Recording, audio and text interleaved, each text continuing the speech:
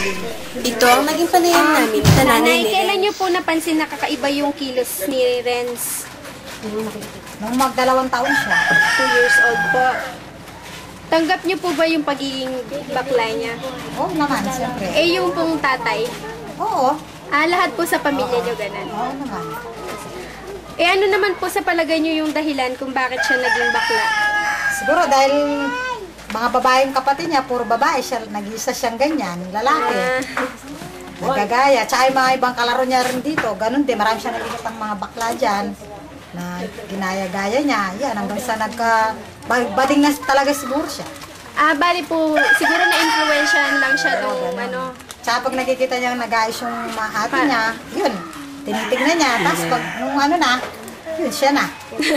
Kaya na niya. Pero umaasa po kayo na magiging lalaki siya balang araw. Nasa kanya na yun.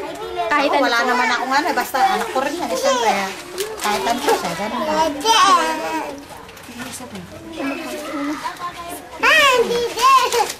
Eh, sa pamilya po ninyo, may bakla po ba kayong kamag-anak? Meron po. Ng nanay ko, tapos ng asawa ko, meron din silang mga mag-anak na ganyan. Pwede po rin nakuha din sa lahi mo. Ayun, siguro, baka. Smile! Mama! Smile! Mama, bano ko.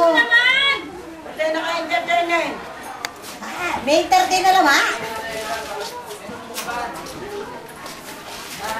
Ay, daw yan, lupa na akong galagak.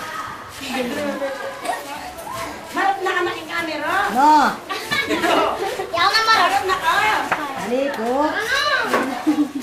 Ka naman, mother. Baka naman kaya kaya. Takanan din ako, makakanin nung alala.